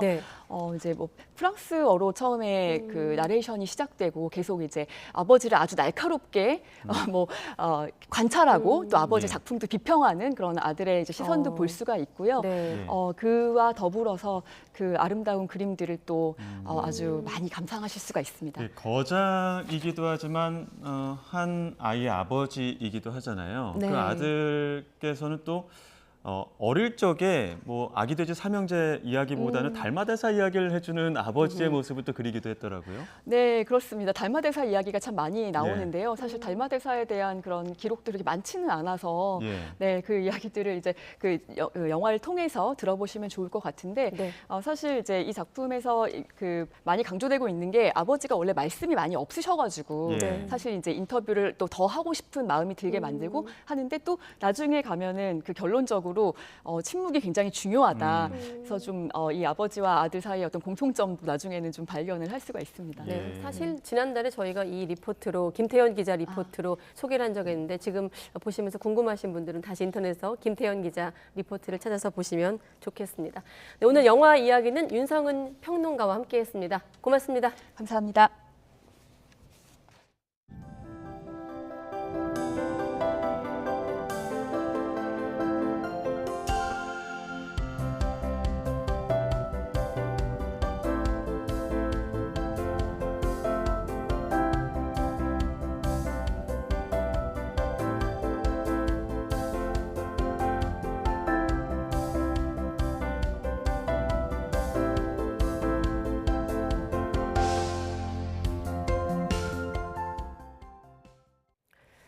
네, 연휴 앞두고 날씨도 궁금하시죠? 부쩍 쌀쌀해진 날씨에 강원도부터 시작된 단풍이 빠르게 남하하고 있습니다. 한글날 황금 연휴에는 요란한 비가 내리면서 지금보다 더 쌀쌀해진다고 하는데요. 취재기자 연결해 단풍 현황과 연휴 날씨 알아보겠습니다. 정혜윤 기자. 네, 문화생활과학부입니다. 네, 먼저 단풍. 지난달 말 설악산의 첫 단풍이 시작이 됐는데 지금 단풍이 어디까지 확산했습니까? 네, 지난달 29일 설악산에 첫 단풍이 들었습니다. 산 정상부터 20%의 단풍이 물들면 첫 단풍이라고 하는데요. 전국에서 기온이 가장 낮은 강원도 산간 지역은 이제 대부분 첫 단풍이 들었습니다. 지금은 오대산과 치악산까지 첫 단풍이 확산했고요. 북한산과 내장산, 지리산 등은 아직 단풍 전이지만 산 정상 부근에서는 점점 붉은 물이 들고 있습니다. 다음 주 후반부터는 대부분 산이 첫 단풍기에 들 것으로 보입니다. 특히 강원도 산 들은 산 정상부터 80%가 물드는 절정기를 맞을 전망입니다. 네, 내일부터는 또 한글날 황금 연휴가 시작됩니다. 이번 연휴 쌀쌀한 날씨에 요란한 비까지 예보됐다고요. 네, 그렇습니다. 오늘 아침 서울 기온이 11도까지 떨어지는 등 올가을 들어 가장 쌀쌀했는데요. 한글날 연휴가 시작하는 내일도 오늘만큼 쌀쌀하겠습니다. 이 날씨는 주말만 맑을 뿐 한글날부터는 비가 내리는 궂은 하늘이 예상됩니다. 특히 북서쪽에서 한기를 동반한 저기압이 남하하면서 돌풍과 벼락, 우박을 동반한 요란한 비가 내릴 전망입니다. 비는 연휴 마지막 날인 월요일까지 이어지겠고요. 비가 내리는 동안 기온은 더 내려가겠습니다. 연휴 뒤 다음 주 화요일에는 서울 아침 기온이 한 자리로 내려가겠고 산간 고지대는 영하권으로 곤두박질하는 등 기온 변화가 무척 심해질 전망입니다. 지금까지 문화생활과학부에서 YTN 정혜윤입니다. 네, 이번엔 사고 소식입니다. 전남 담양에 있는 제재업체 한솔 페이퍼텍에서 사망사고가 잇따르고 있습니다. 지난 2월 화물차에 깔려 운전사가 숨진 데 이어서 최근엔 지붕을 수리하던 50대도 추락해 변을 당했습니다. 공장 측이 외부에 지붕 수리를 맡겼는데 적절한 안전 조치가 없었다고 합니다. 오선열 기자가 취재했습니다. 사망사고가 난 현장입니다. 낡을 대로 낡아 녹슨 지붕에 지름 1m 크기의 구멍이 뻥 뚫려 있습니다. 지붕을 고치던 53살 A씨는 지난달 22일 오후 3시쯤 10m 아래로 떨어졌습니다. 사고 당시 현장에는 추락을 방지할 수 있는 안전 그물망도 설치돼 있지 않았습니다. 크게 다친 A씨는 병원으로 옮겨져 치료를 받았지만 숨졌습니다. 일단 지원 많이 받았어요.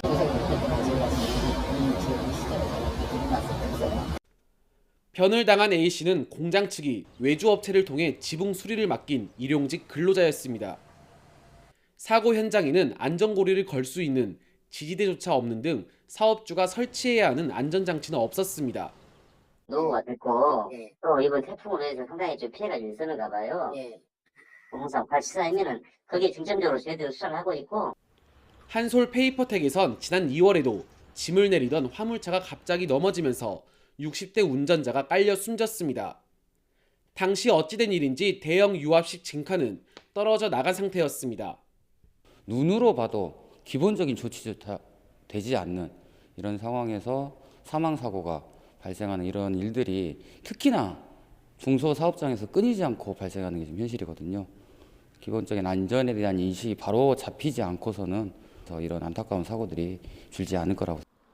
경찰과 고용노동부는 패널을 건네받다가 추락했다는 동료 작업자의 진술을 토대로 안전수칙 준수 여부와 계약관계 등을 조사하고 있습니다.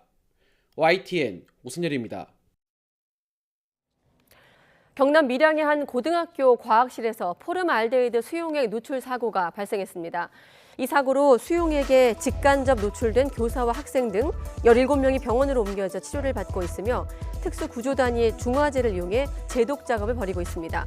경남소방본부는 교사가 과학실 시약장 문을 열다가 병이 바닥에 떨어지면서 누출 사고가 났다고 설명했습니다.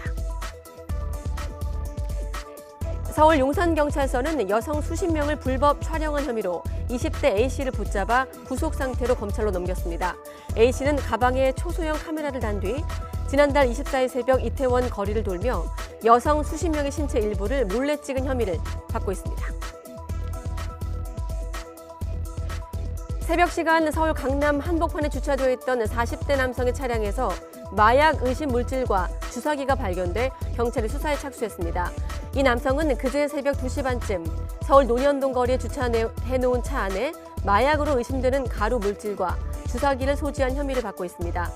당시 이 남성에게 폭행을 당했다는 여성의 신고를 받고 출동한 경찰은 남성의 차 안에서 가루와 주사기를 발견해 남성을 현행범으로 체포했습니다.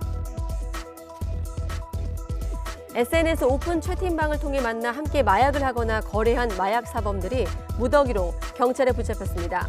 경기 의정부 경찰서는 마약류 관리법 위반 혐의로 75명을 입건하고 이 가운데 상습 판매자와 투약자 등 7명을 구속했습니다. 또 2,000명이 투약할 수 있는 분량인 필로폰 60g과 대마, 졸피뎀 등도 압수했습니다. 네, 이 밖에도 최근 작곡가 돈 스파이크 사건 등으로 마약에 대한 경각심이 더욱 부각되고 있는데요. 이번엔 더욱 황당한 일이 벌어졌습니다. 현역 군인이 군부대 안에서 마약 버터빵을 만들어 먹은 것으로 드러난 겁니다. 국민의힘 전주의 의원이 국방부 군사법원으로부터 받은 최근 5년간 마약 범죄 현황 자료를 보면 육군 하사 A씨가 인터넷으로 대마 종자를 구매해 부대 숙소에서 직접 키우고 부대 인근 공터에서 재배한 것으로 드러났습니다. A 하사는 직접 키운 대마로 대마 버터를 만들었고 이 마약 버터를 베이글 빵에 발라 먹거나 남은 잎은 담배 형태로 말아 피우기도 했습니다. 결국 징역 2년에 집행유예 4년을 선고받았고 대마꽃과 대마초, 대마버터 등은 모두 몰수됐습니다. 마약을 하고 길거리에서 행인을 무차별 폭행해 숨지게 한 사례도 있었습니다.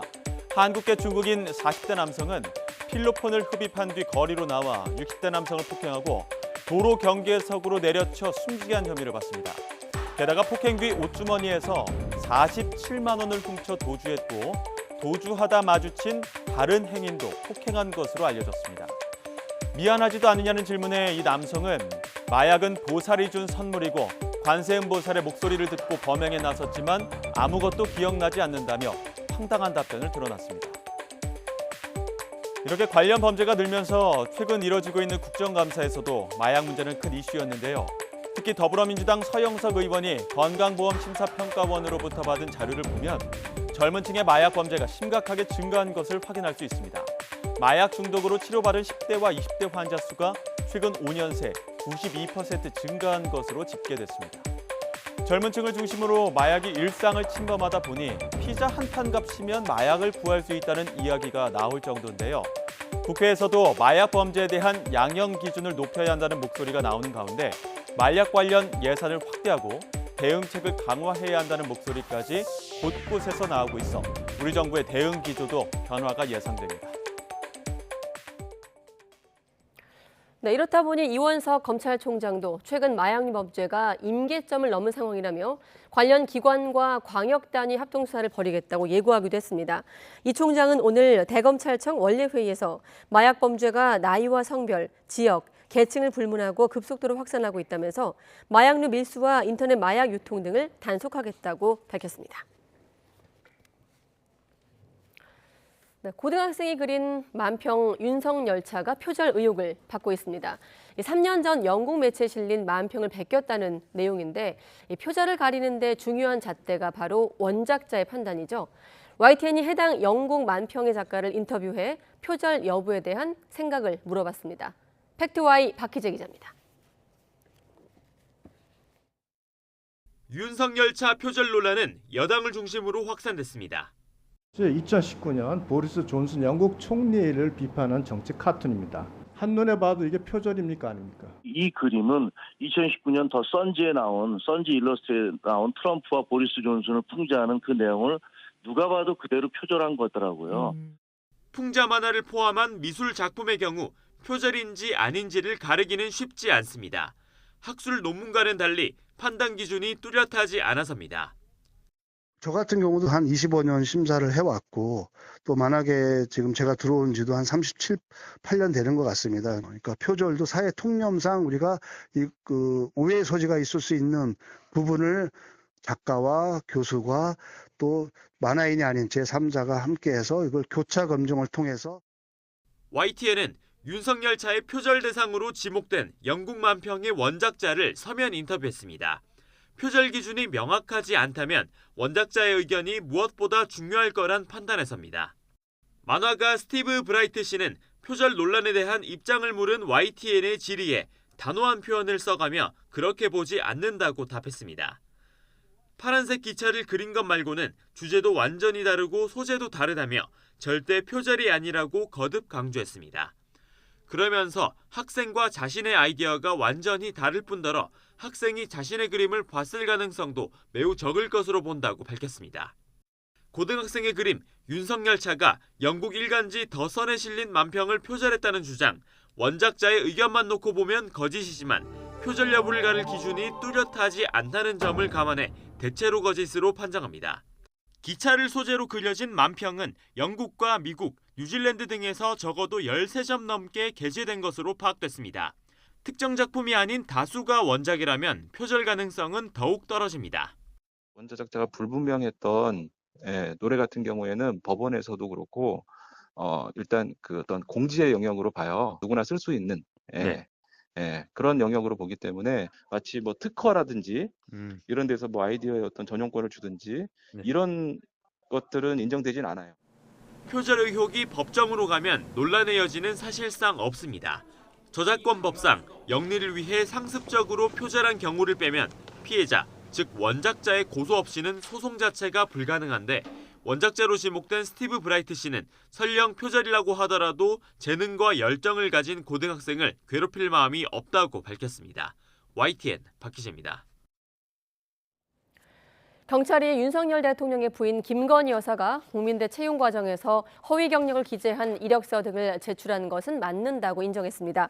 남구준 경찰청 국가수사본부장은 오늘 국정감사에서 김 여사의 이력서 기재 내용 가운데 사실관계가 다른 부분이 일부 있다면서 다만 채용 담당자 진술 등을 볼 때 기망당한 부분은 없다고 말했습니다. 재작년 서해에서 북한군에 피살된 고 이대준 씨 유족이 문재인 전 대통령을 검찰에 고발했습니다. 유족은 문 전 대통령에게 감사원 조사의 성역은 없고 정당한 사유 없이 응하지 않으면 처벌받아야 한다면서 사건 당시 대통령으로서 무슨 일을 했는지 밝혀달라고 요구했습니다. 정부가 합동점검 TF를 구성하고 문재인 정부 당시 태양광 등 신재생 에너지 사업 활성화를 위해 진행했던 전력 사업 기반 기금 사업을 확대 점검해 나가기로 했습니다. 정부는 지난달 발표에서 지자체 12곳을 표본 조사한 결과 사업비 2조 1천억 원 가운데 2,600억 원이 부적절하게 운영됐다고 밝혔습니다. 정부는 내년 초 중간 점검 결과를 발표하고 위법 여부, 제도 개선 등을 종합적으로 검토해 내년 상반기 안에 최종 점검 결과를 발표할 예정입니다. 국내에서 두 번째로 긴 해저 터널인 인천 북항터널에서 배수 문제로 도로를 통제한 횟수가 최근 3년 동안 60차례가 넘는 것으로 나타났습니다. 바닷물이 제대로 빠지지 않는 것 아니냐는 지적이 제기되면서 시공사가 정밀 조사에 착수하기로 했습니다. 최기성 기자가 보도합니다. 지난 6월 인천 북항터널 내부 모습입니다. 총 길이가 5.5km에 달하는 터널 안 도로에 물이 고이면서 이용자들이 큰 불편을 겪었습니다. 바다 밑으로 지나가는 터널인데 저 물이 어디서 유입이 될까라는 생각이 든 거죠. 불안한 생각도 많이 들고 사실은. 지난 8월 YTN이 관련 내용을 보도한 뒤 이물질 등으로 막혀있던 해당 구간 배수로 배관은 교체했지만 관련 문제는 끊이지 않고 있는 것으로 나타났습니다. 최근 3년 동안 통계를 보면 막힌 배수로를 뚫거나 배수로를 점검하기 위해 차선을 통제한 횟수는 61차례에 달합니다.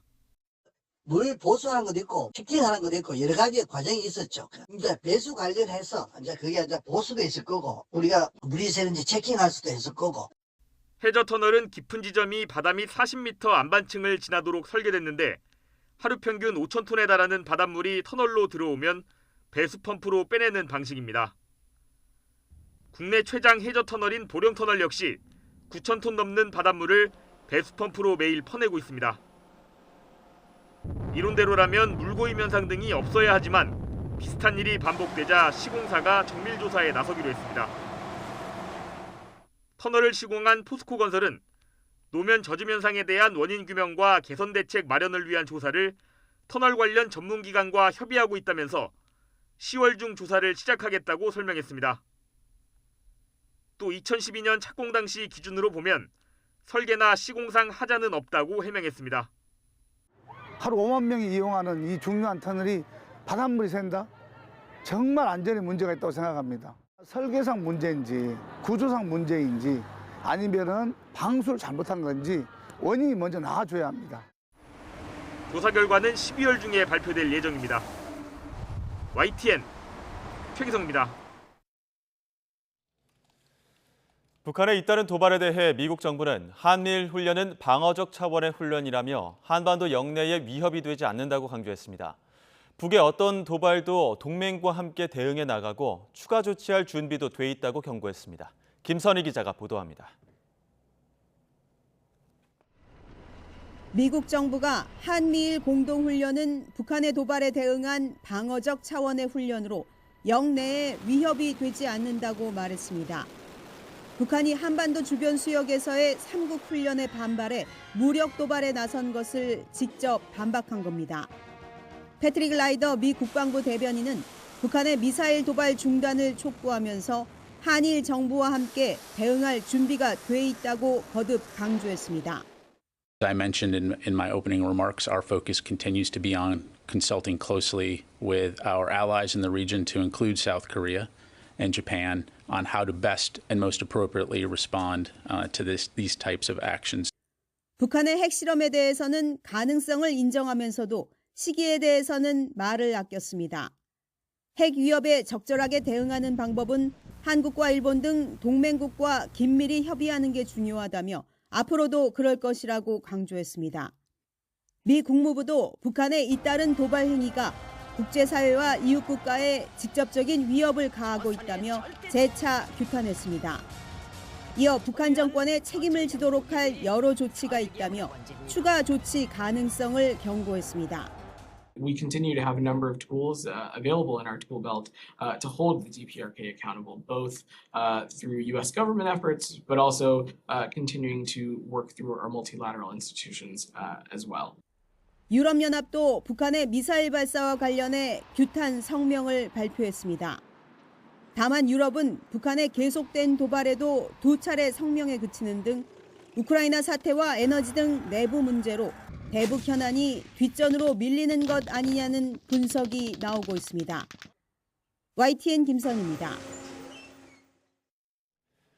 권영세 통일부 장관은 북한의 7차 핵실험 시 9.19 남북 군사합의 파기 가능성과 관련해 최악의 상황에서 이런저런 옵션을 모두 검토할 수 있다는 원론적 입장을 말한 것이라고 설명했습니다. 권 장관은 오늘 통일부 국정감사에서 박병석 더불어민주당 의원의 질문에 이같이 답했습니다. 또 특단의 사정이 없는 상태에서 9.19 군사합의를 비롯해 남북 합의를 먼저 깨는 건 옳지 않다며 모든 합의의 백지화를 준비하는 게 절대 아니라고 강조했습니다. 최근 북한이 잇따라 미사일 시험 발사에 나서면서 한국과 일본이 독자적인 핵무기 보유를 결정할 수 있다는 전망이 나왔습니다. 미국의 미사일 전문가 벤 디페는 북한 전문 매체 38노스에 올린 글에서 일본이나 한국이 미국의 핵 우산을 충분히 신뢰할 수 없다고 인식할 가능성이 있다면서 이같이 내다봤습니다. 최근 잇따라 탄도미사일을 발사하는 북한이 7차 핵실험까지 하지 않도록 미국 행정부가 더 적극적으로 나서야 한다는 전문가 제언이 나왔습니다. 문정인 세종연구소 이사장은 미국 존스홉킨스대 세미나에서 북한 핵실험을 사전에 막는 예방 외교 차원에서 미국이 먼저 대화를 제안할 것을 주문했습니다. 또 북한은 대륙간 탄도미사일 발사와 7차 핵실험까지 할 가능성이 크다며 이런 순서라면 의미 있는 대화 재개가 어려워질 것으로 전망했습니다. 가치 외교를 표방하는 윤석열 정부가 중국의 신장 위구르 인권 침해를 유엔 인권이사회에서 토론하는 방안에 고심 끝에 찬성표를 던졌습니다. 외교부 당국자는 이와 관련해 규범의 바탕을 둔 국제 질서를 존중한다는 점에서 결정안에 찬성한 것이 국익에 부합하다고 밝힌 것으로 전해졌습니다. 유엔 인권이사회에서 중국 신장 위구르 인권 문제에 대한 결정안이나 결의안이 추진된 건 이번이 처음입니다. 일주일간의 국경절 연휴를 보내고 있는 중국에선 남부의 대표 관광지에 또 봉쇄 조치가 내려지면서 여행객들이 집단 항의에 나서고 있습니다. 마치 드라마 오징어 게임에서처럼 소총으로 무장한 방역 요원들까지 투입이 됐는데 이렇게 계엄순의 통제가 이루어지는 곳들이 한둘이 아닙니다. 베이징 강정규 특파원이 취재했습니다. 방역복으로 온몸을 가리고 소총을 든 요원들, 드라마 오징어 게임을 패러디한 게시물이 쏟아졌습니다. 하지만 가볍게 웃어넘길 일이 아닙니다. 중국 남부 윈난성의 유명 관광지 시황반나 공항에서 실제로 벌어진 일입니다.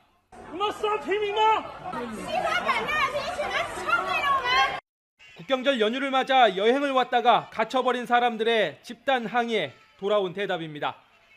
힘으로 제압에 나선 공권력 앞에서 인민들은 중국 국가를 부르며 저항할 뿐입니다.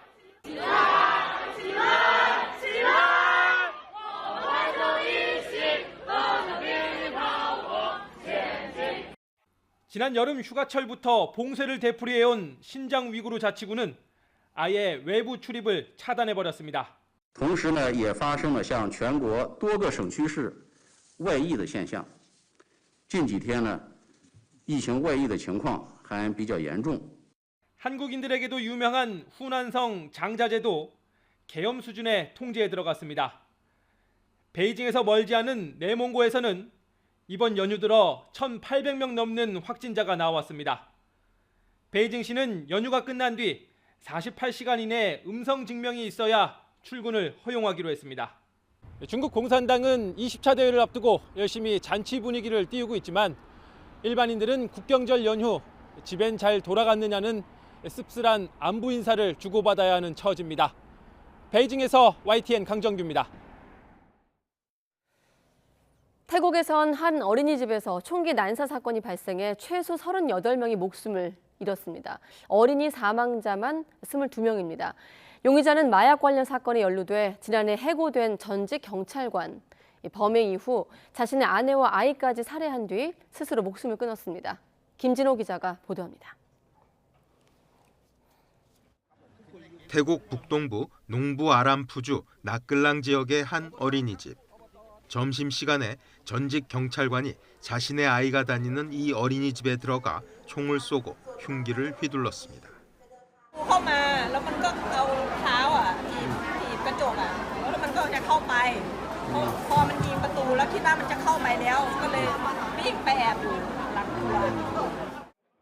용의자는 흉기를 사용해 어린아이들을 살해한 뒤 어른들에게는 총을 난사한 것으로 알려졌습니다. 이 공격으로 어린이 22명을 포함해 최소 38명이 숨졌습니다. 2살에서 5살 사이에 아이를 대상으로 운영하는 어린이집이어서 아동들의 피해가 특히 컸습니다. 범행 후에는 귀가해 자신의 아내와 아이까지 살해한 뒤 스스로 목숨을 끊었습니다. 희생자 외에 용의자와 가족까지 포함하면 40명이 넘게 숨진 것입니다. 태국 경찰은 용의자가 마약 사건에 연루돼 지난해 해고된 전직 경찰관으로 재판 스트레스와 환각 때문에 범행을 저지른 것으로 보고 있습니다.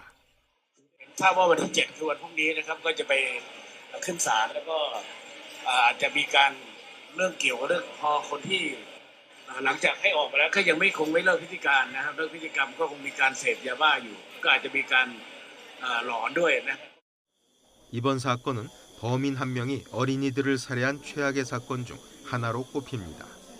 2011년 노르웨이에서는 우익 극단주의자가 청소년 여름 캠프에서 69명을 살해했습니다. 올해 5월 미국 텍사스 초등학교 총격 사건에서는 어린이 19명이 숨졌습니다. YTN 김진호입니다. 네, 다음 소식입니다. 서울 세계 불꽃 축제가 3년 만에 다시 개최됩니다. 한화그룹은 내일 낮 1시부터 밤 9시 반까지 서울 여의도 한강공원에서 다시 갖는 희망을 주제로 서울 세계 불꽃 축제를 진행한다고 밝혔습니다. 저녁 7시 20분 일본팀, 7시 40분엔 이탈리아 팀이 이어서 저녁 8시부터는 한국팀이 불꽃쇼를 선보일 예정입니다.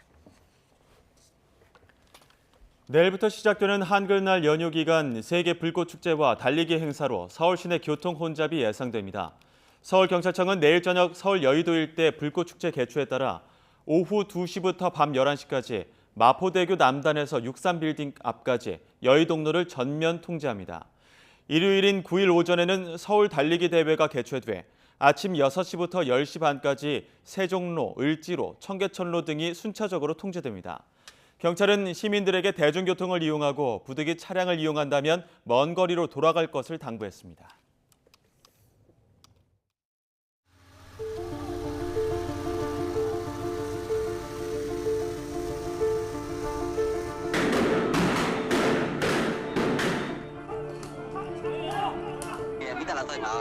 죽을 거를 알면서도 가서 싸우다가 그냥 그렇게 죽는 거죠. 독립적으로 비판적으로 의사 판단을 하고 역사를 아는 사람들, 권위주의 리더들이 가장 두려워하는 사람들일 수 있을 것 같아요.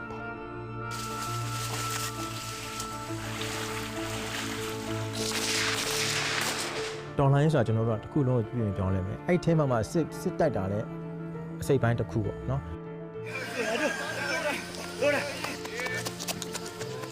ကိုလည်းအဲ့လိုမျိုးမတေချင်ဘူးလေအသက်ဆုံးရှုံးမဆုံးရှုံးလိုက်ရှင်ဒီလိုဆန္ဒပြလေးတစ်ခုလည်း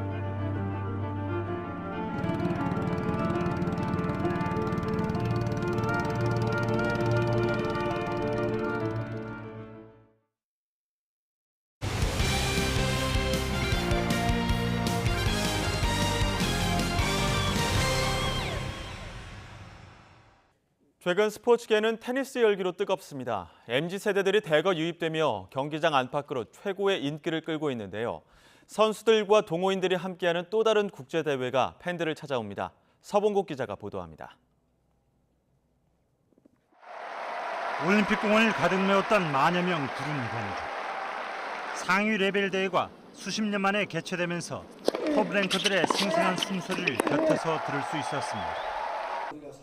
최근 보는 스포츠를 넘어 하는 스포츠로 새롭게 태어난 테니스. 용품 시장의 비약적 성장과 함께 실내 테니스장 수도 700개를 헤아립니다. 스트레스 해소는 물론 일상복으로 가능한 알록달록 테니스 패션이 SNS에 민감한 2030 여성 등 MZ 세대들을 끌어들인 겁니다. 저는 남편이 테니스를 쳐서 같이 같은 취미를 즐기고 싶어서 배우게 되었습니다. 2주간 WTA와 ATP 투어로 달아오른 열기는 메이저 대회를 가는 출발점격인 챌린저 서울 대회로 이어집니다. 동호인 경기도 함께 진행하는 이번 대회. 국내 선수들은 차전 준비로 빠지지만 대신 코리아 오픈 4강 코바체비치, 페더러 킬러 존 밀먼 등 익숙한 얼굴들이 찾아옵니다. 코바체비치 선수가 또 출전을 하고요. 또 8강전까지 올랐던 라두알보 선수, 그리고 투어에서 로저 페더러 선수를 항상 괴롭혔었던 호주의 존 밀만 선수가 또 참가를 하기 때문에 초보자들을 운동할 수 있는 공간이 없어서 공간 확보를 위해서 이번 대회를 국제대회와 같이 테린이와 엘리트가 함께하는 한판 테니스 축제, 팬들은 또 한 번 설렙니다. YTN 서봉국입니다. 남자 테니스 간판 권순우가 ATP 투어 일본 오픈 4강에 올라 올여름 US 오픈 준결승 진출자 티아포와 맞붙게 됐습니다. 세계 122위 권순우는 도쿄에서 열린 3회전에서 68위 마르티네스를 손쉽게 2대0으로 제압했습니다. 권순우가 상위 레벨인 ATP 500 대회에서 준결승에 오른 건 이번이 처음이며 투어 4강도 지난해 아스타나 오픈 우승 이후 13개월 만입니다.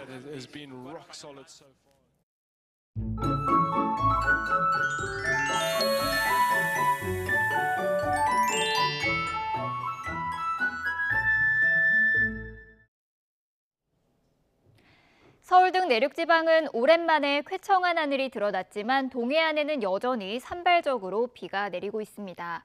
밤까지 동해안에는 5에서 20mm의 비가 더 내리겠고 해안가를 중심으로는 바람이 강하게 불겠습니다. 한글날 연휴가 시작되는 내일은 제주도에만 가끔 비가 내리겠고요. 내륙은 대체로 맑은 날씨를 보이겠습니다. 절기 한로에 접어들며 내일 아침은 오늘보다 더 쌀쌀해지겠는데요. 내일 서울의 아침 기온은 11도, 대구는 10도, 부산은 14도로 출발하겠습니다. 낮 기온은 오늘보다 높아서 일교차가 크게 벌어지겠습니다. 내일 서울의 한낮 기온은 21도, 대전은 22도, 광주와 부산도 22도를 보이겠습니다. 한글날인 일요일과 또 다음 주 월요일에는 전국 대부분 지역에 비 소식이 들어있는데요. 내리는 동안에 돌풍과 벼락, 우박을 동반하기도 하겠고요. 비가 내리면서 낮에도 종일 쌀쌀하게 느껴지겠습니다. 지금까지 날씨 정보였습니다. 가장 빠른 종합뉴스 뉴스키 마치겠습니다. 이어서 이브닝 뉴스가 방송됩니다. 시청해주신 여러분 고맙습니다.